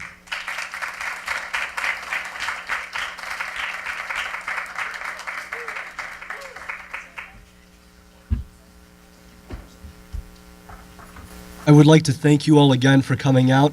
Before we leave, we'll be doing question time where I'll open it up to the audience to ask questions. You can direct them to either side or to specific debaters. So I'll come around with the mic. Just raise your hand if you're interested in asking a question. My question is for Frank and Vito. James opened up his 30-minute part with we can debate immigrants taking jobs from poor Americans, and I'd like to talk about that. Have you heard of the Georgia bill HB 87? No? Oh, surprising. It was a very, it was a law that... An attitude tonight, huh, kid? Keep going. Yeah. It was a law that imposed stricter rules against illegal immigrants, and it forced almost all of them out of the state of Georgia. What resulted was hundreds of millions of dollars in losses to Georgia's agricultural industry. Frank, you opened up by saying we only want the best of the best, and Vito said you said that countries are bringing the poorest of the poor. You want to protect poor Americans, yet those people don't want the jobs that the illegals are taking. There was a Georgia state program to get the poor Americans to take those jobs that were lost. 95% of those Americans quit after 1 week of work. I wish we would have found that. I'll give you my number after this debate. You're good, man. I just want to know how would the agricultural industry survive should we enact much stricter immigration laws? Okay, it's a common question. Get that question a lot. I was actually waiting for you guys to bring it up. I'm surprised you haven't. If we take a look at the many jobs that are thought to be overwhelmingly immigrant, but are in fact majority native-born, we will take a look that maids and housekeepers make up 55% of the native-born population. This notion, who's going to change the beds? Who's going to clean St. Francis College? The janitors, 75% of that workforce is made up of native-born Americans. Agriculture, 1%. 1% of the United States labor force is made up, the agriculture marketplace is made up of illegal immigrants. So it's interesting to note who's going to pick the strawberries. The Georgia bill is also another interesting case. I'll be honest with you, I had to look more into it. I did hear about it, I didn't really read more into it. But also if we take a look at the majority of Americans who are seeking work, with 1% of illegal immigrants are in agriculture, to say that is going to change the face if we deport them or if we modify them, which again, the administration's policies are willing to give concessions. This notion that that my opponents are saying that we have no policy, no coherent policy, is ridiculous, because what are you debating all night? You're debating a policy. And the president's policy is clearly outlined where he's willing to compromise. Inconsistent policy. It's not inconsistent. It's fairly consistent with the American values. Anyway, so this notion that illegal immigrants, who's going to pick our strawberries, is interesting, but if we take a look, they do not make a majority of the labor force in the agricultural sector. They only make up 1 to 2%, and unfortunately, that is not enough. I don't think so. If we deport them all tomorrow, if we were to go that direction, I don't think the entire system would collapse, because you have American workers seeking jobs. There were hundreds of millions of dollars lost, and that money didn't come from the government. It came from farmers who need people to pick these fruits. So are you saying those farmers' lives, it's not worth the time to fix? No, I'm not saying that at all. What I am saying is that you have to have the marketplace open up, and you have to have a competition available. You don't have that competition, and you don't have that ability for people to turn and look for jobs at these areas, and they are low-skilled jobs in a way, and they are not being able to be fulfilled by Americans who are out of work and who are seeking jobs. And unfortunately, when illegal immigrants misconstrue and drive down wages, Americans don't want to do those jobs. That's the problem. We're talking about, a lot of people here talk about this notion of income inequality. Well, yeah, there is an income inequality between illegal immigrants and low-income workers whom they're competing with. Thank you. This question's for Mr. Clinton. Your condescending attitude and mocking of your opponents is really entertaining. I just want to say that on MSNBC, I would love to watch you one day. Honestly, I've been on some of these programs. We can report for that. Does a good job of that. I give him a lot of credit. You guys Coming from the other Vito of the Vito and Vito show, God, I take that as a compliment. Thank you. Hope to see you all on the shows one day. Well, you said before that illegal immigrants are deterred from committing crimes because obviously they'll be deported. So why would they get themselves into such a crappy situation like that? But a lot of these sanctuary cities that we discussed before do not call ICE and do protect illegal immigrants, hence why they're called sanctuary cities. In fact, New York is actually giving municipal IDs to illegal immigrants. California, I believe, is in the process of giving driver license to illegal immigrants. So I don't think they're scared of coming in contact with the public or any of these government agencies because they're not getting deported. So I'd like to give you the opportunity to answer how can we deal with the added crime that is illegal immigration crime, because as you said before, illegals and illegal immigrants obviously do commit crimes. We know how to stop the legal criminals. How do we stop the illegal ones when there's so many? I mean, I said I hammered this home constantly with talking about New York City, Los Angeles. The crime rates in these cities are at historic lows. So I'm not sure that I buy the premise that there's rampant illegal crime, right? That's really my issue. If you want to talk about sanctuary cities, I don't see the evidence pointing to rampant crime. That wasn't the question. I'm saying that illegal crime, because they're here, they will be committing crimes. So if they're not here, they won't be committing any other crimes. So since they are here and we're not deporting them, they will be committing crimes. How do we stop them from committing all those crimes? You said we don't have to worry about it because they'll get deported. Well, they won't get deported, so now we do have to worry about it. So what's the solution? I mean, if we're talking about getting caught with a fake Social Security card, or if we're talking about getting caught with small amounts of marijuana, if we're talking about those sort of petty offenses, I'm not worried about. I'm worried about violent criminals. Those are the type of immigrants that I would like to see deported. So just the No, I mean, the thing is, in order to work at most places, you need a Social Security card, but they don't end up getting the benefits. They pay into it, but are not able to get the benefits at the end of the day. What about the illegal immigrant who does not have a job, but, got drunk and ran somebody over or raped? I'm sorry, were we debating you? No. You brought up rape. Yes, those people should be deported. I don't think that's a controversial statement. Crime in general, and the question was for Mr. Clinton. But then you would agree with the administration's policies. We should be going after these people in sanctuary cities. We shouldn't be protecting them. Then you agree we should I'm go in after favor of deporting violent illegal immigrants. Yes, like drunk drivers. But New York City Mayor Bill de Blasio has protected those people. He's protected the drunk drivers. He has protected them. In California, they're giving them IDs like they're giving out candy. So I find it remarkable that the double talk on that position there is being exposed. Thank you. Is it all right if I don't have a question and I just make a few comments? Sure. Or does it have to be a question? Whatever you want. You got the mic. Do what you want. There's so much I want to say. All right, I'm just going to say maybe one or two things. First of all, my question is, hasn't there been a dumbing down of the laws in New York? Things that used to be considered a crime are no longer a crime, and I really have to question the statistics, that such as urinating in the street, okay? That is no longer considered a crime. Let's take California, okay?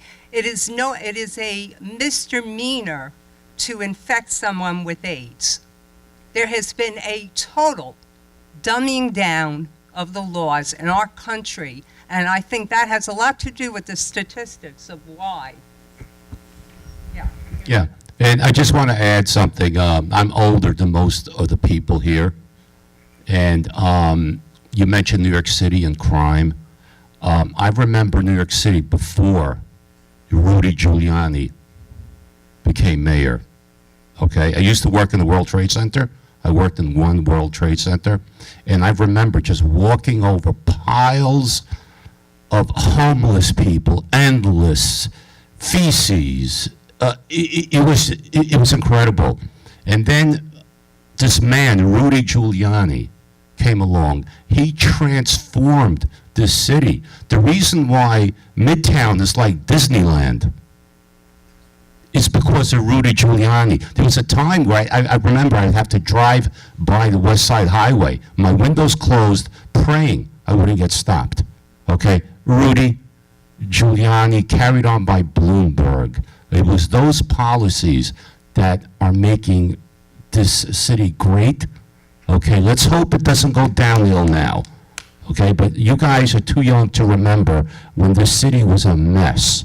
The other thing I want to add is Chicago. What a shambles. That's almost like Afghanistan on steroids. Chicago.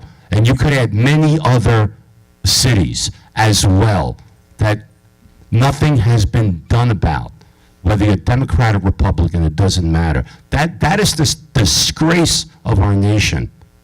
Okay? So I just want to give you a little perspective on my time horizon here, because I've seen things that many of the younger people haven't. So I just want to say that. I just want to close with this, because we have to go to dinner.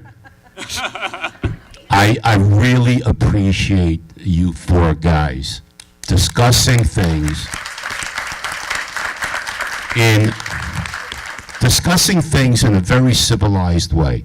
I really, truly mean that in the bottom of my heart, because I think that's what this country is missing. And instead of shouting at each other, I think you're actually debating. And I just want to thank you. Had a great evening. Thank you very much for coming. Thank you.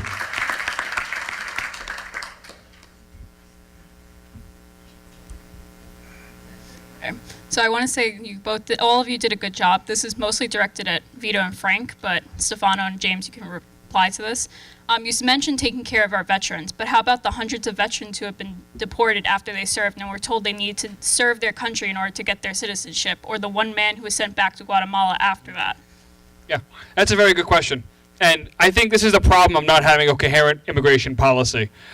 We have a system here where we're giving illegal immigrants the opportunity to fight in our armed forces. And there are positions out there that people take that they should be given a pathway to citizenship. However, I disagree with that position. What I do agree with is that we should not have illegal immigrants in the first place joining our military. And I think the president was willing to give I believe, don't quote me on this, I believe DACA would have been included in this provision where they could have stayed, but I'm not so sure. But if they did, if it wasn't, either way, the point of the matter is, yeah, they should be allowed to stay. But can you blame the administration for it? Not necessarily. I mean, a lot of these people go back and they have issues, so I think we're looking at a general, when we see these videos on Facebook, for example, of a father being torn away at an airport from his kids. Oh, this is horrible. And, yeah, it is. It's a bad thing to look at. However, let's take a look at the guy's history. I think one video I saw, the guy was a violent offender. He assaulted a couple of people 20 years ago, and they never got to him for it. Another person, I think, was a drunk driver. Another person was peddling large amounts of drugs. So we need to be able to distinguish, unfortunately, 20 years in the future, we still have to hold them accountable for the crimes they've committed and the atrocities in the past. So I think you have to make that distinction. In regards to the veteran who was deported, it's unfortunate. And I don't think he should have been deported. And I don't think the administration should have taken that position if they did. However, it's important to understand what, we could clear up this situation tomorrow if we just go along with the president's comprehensive immigration plan, because we would, in effect, deal with those situations and we would finally come to a conclusion instead of just giving amnesty and having the same problem with the same resurgence of illegals pouring through the border, overstaying their visas, and contributing to more issues in our community 10, 15 years down the line. Because we tried this in 1986 with an immigration amnesty package that gave amnesty away in return for border security, yet the border security never came. The amnesty did, and all the requirements like back taxes, you had to learn how to speak English, all of them were waived by different departments. So the IRS waived all the back taxes those illegal immigrants had to pay in order to get amnesty. The Department of Homeland Security waived the English learning requirement. So, again, these are solutions like comprehensive immigration reform that President Obama and a lot of the Democrats are espousing, and even some Republicans. But they don't really get to the meat of the issue. And I think the President of the United States currently, Donald Trump, is the only one who is willing to call out and actually fix the issue.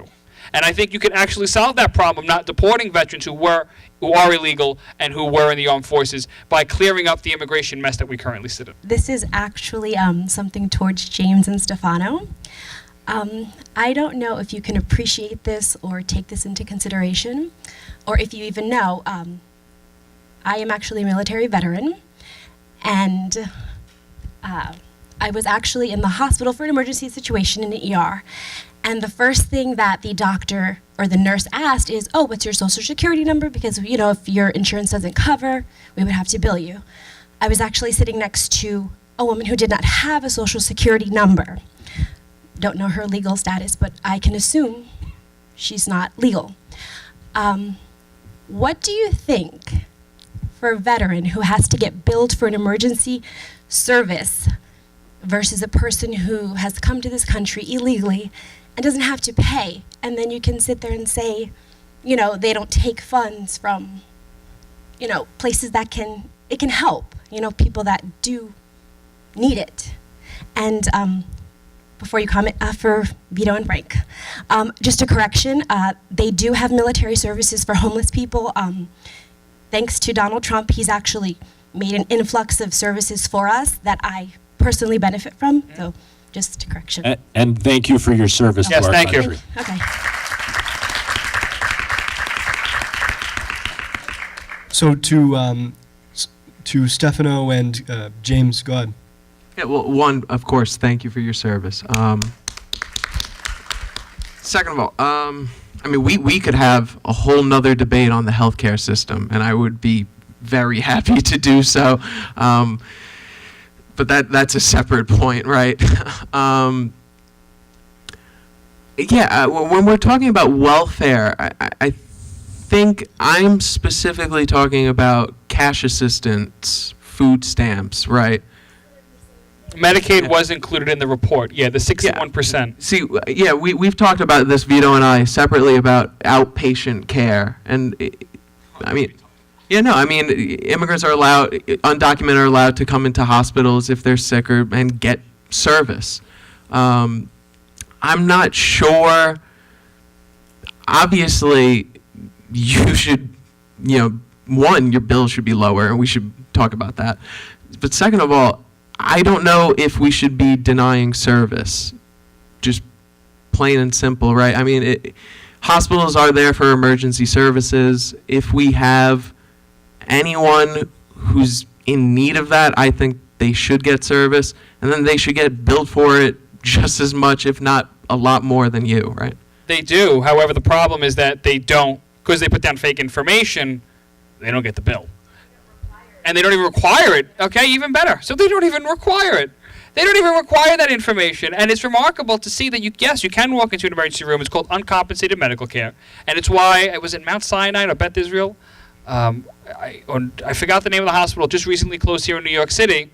That closed as a result of having way too much in uncompensated medical care costs, and they just couldn't sustain themselves. So what happens is they close down, and that's why you have an influx of a small number of hospitals in New York City, and in effect, the kind of hospital monopoly. So what you're really saying, if you want to fight these issues, I think we could all agree that we need to prioritize that care. We need to give that care to the right people, and especially veterans, especially law-abiding citizens. And I don't think illegal immigrants really qualify, because again, it attracts as a magnet. I mean, we saw at the border under Barack Obama a large increase. Remember the truck that came of children? You remember that? And Glenn Beck went down to the border with teddy bears and gave them out. Do we all remember that story? Okay.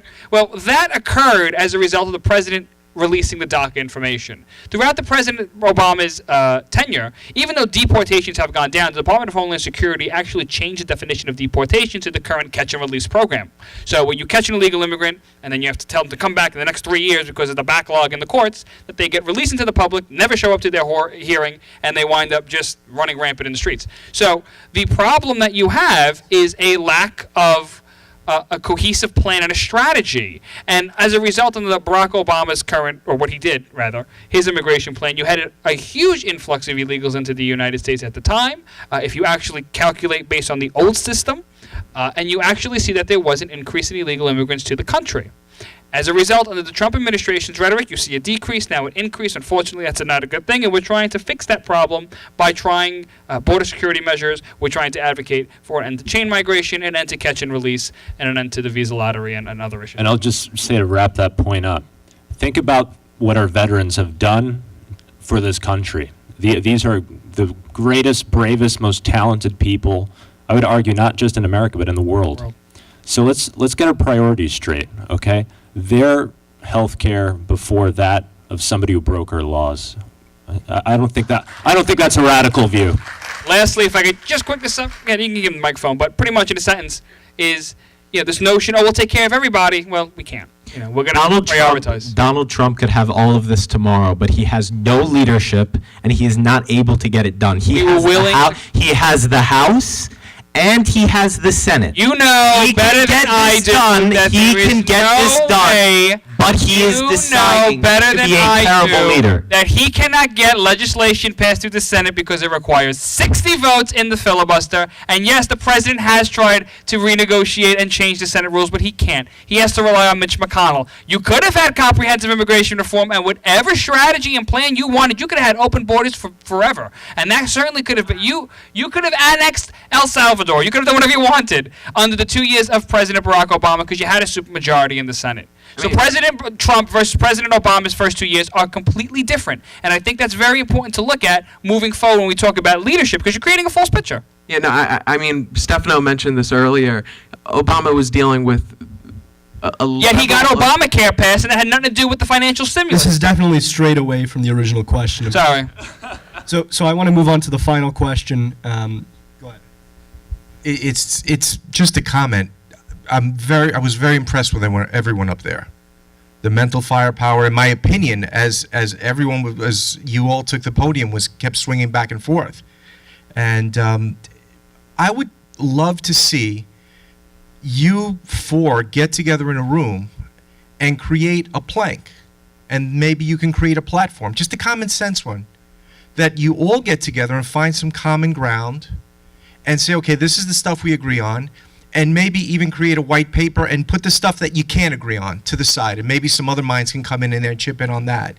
Because you could constantly go back and forth and try to win this, but I think you have enough mental firepower up there to create a comprehensive plank. And perhaps all these debates can create a common sense platform. No Republicans, no Democrats, no parties, no labels, just common sense. We all want to be free. We all want to be safe. We all want to give everyone else an opportunity. I think we all agree on these things. Yep. You know what? I totally agree with you. and let me just say this very quickly. We are not for ideologues. I'm not here, repping for the Republican Party or the RNC, and neither is Vito. Mm-hmm. I've spoken, in person with Stefano and James, and Stefano and I think, agree on a lot of trade stuff, and we're not, we agree on a lot of things. So we're not at each other's throats. I love the fact that we could have civil dialectic. I think it's so important. And we need to stray away from being ideologues. On the left, on the right, I agree. Let's come together and find things we agree on. Well, we're going to the bar afterwards. We'll see what happens. Something's going to come out of there, but I don't know if it's a... Vito, that's my dad. How we doing, Dad? So, I thank you all again for coming. Before we leave, if you guys could check on the ballot if your opinion has changed or if it has remained the same. We'll be gathering those and we'll be figuring out who swayed the most minds. Just for the record, I'm sorry, but the box undecided after debate is an X, which means you cannot choose that. So you can't give any excuse that you're undecided after the debate. You just had 2 hours of us screaming at each other.